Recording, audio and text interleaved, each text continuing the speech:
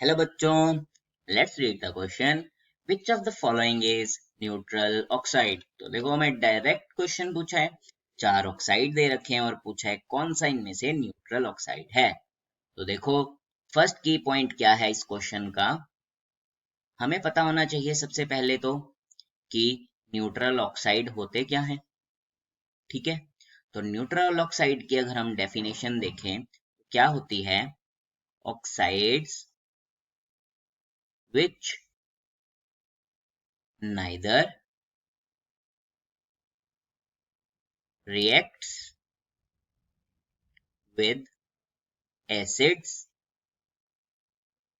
nor with bases।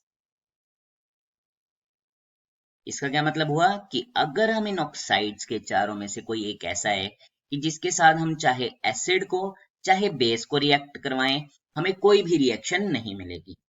तो देखो हम चारों ऑप्शंस अपने चेक करते हैं। सबसे पहले है CO।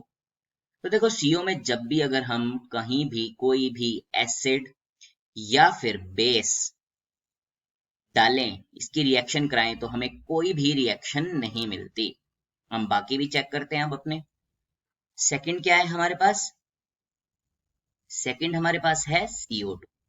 तो देखो जब भी हम CO2 की रिएक्शन करवाते हैं सोडियम हाइड्रोक्साइड मतलब बेस के साथ, तो हमें क्या मिलता है, Na2CO3 प्लस वाटर।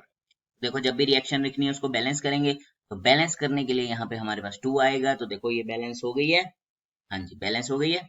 तो इसके बाद तीसरा हमारे पास क्या ऑप्शन है, तीसरा हमें बोल रहा है वो SiO2।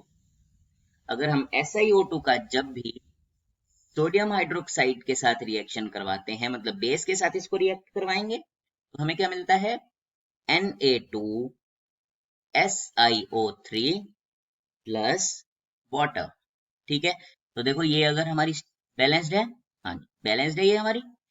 उसके बाद फोर्थ हमें क्या दिया है, Na2O।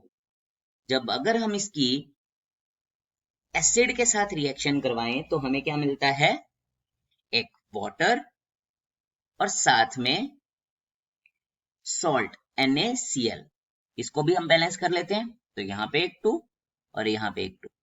बैलेंस करने का क्या मतलब होता है, हमारे जितने कार्बन इधर है उतने ही कार्बन आगे प्रोडक्ट में भी होने चाहिए। रिएक्टेंट और प्रोडक्ट में जो भी एलिमेंट है, जैसे ऑक्सीजन है, तो अगर यहाँ पे 2 ऑक्सीजन और 4 ऑक्सीजन है, तो यहाँ पे भी देखो 3 ये है और 1 ये है, तो 4 है। तो इसको हम बैलेंसिंग बोलते हैं।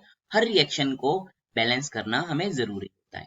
तो देखो जो हमारे क्वेश्चन में क्या था कि कौन सी ऐसी न्यूट्रल ऑक्साइड है जो रिएक्शन नहीं देता, तो हमारा डायरेक्ट आंसर आया CO, मतलब ऑप्शन नंबर 1 हमारा आंसर है। ठीक है, ऑप्शन 1 हमारा आंसर आ गया। तो देखो इस क्वेश्चन में हमने क्या क्या सीखा, हमने सीखा न्यूट्रल ऑक्साइड हम किसको बोलते हैं। न्यूट्रल ऑक्साइड कौन से होते हैं, जो एसिड या फिर बेस दोनों में से किसी के साथ भी रिएक्ट नहीं करते। और उसका ऑप्शन हमारे पास क्या आया, CO, मतलब ऑप्शन 1 हमारा आंसर आया, जो कि एसिड और बेस किसी के साथ भी रिएक्ट करवा लो तो कोई भी रिएक्शन हमें नहीं मिलती। I hope you understand it well. Best of luck.